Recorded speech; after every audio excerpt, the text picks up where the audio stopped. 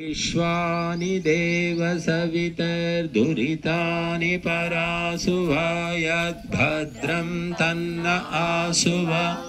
ॐ हिरण्यगर्भ समवर्तताग्रे भूतस्य जाता पतिरेकासि सदाधार पृथिवीन्द्यामुते मां कस्मै देवाय हविषा विधेम।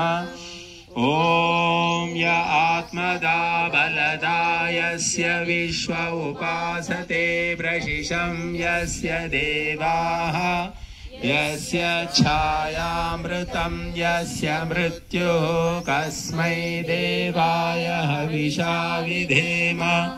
ॐ य प्राणतो निमिषतो महित्वैकैद्राजा जगतो बभूव य ईशे अस्य द्विपदश्चतुष्पद कस्मै देवाय हविषा विधेम।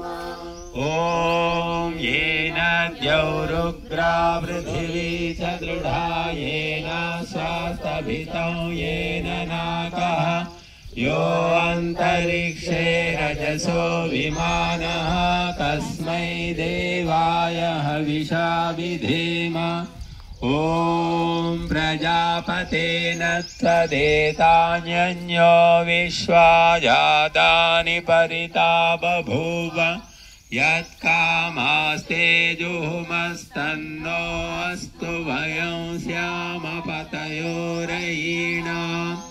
ॐ स नो बन्धुर्जनिता सविधाता धामानि वेदभुवनानि विश्वा यत्र देवामृतमानशानास्तृतीये धामन्नध्यैरयन्त।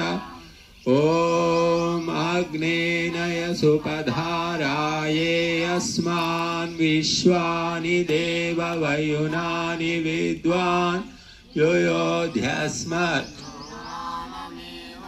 भूयिष्ठान्ते नव उक्तिं विधेम इति।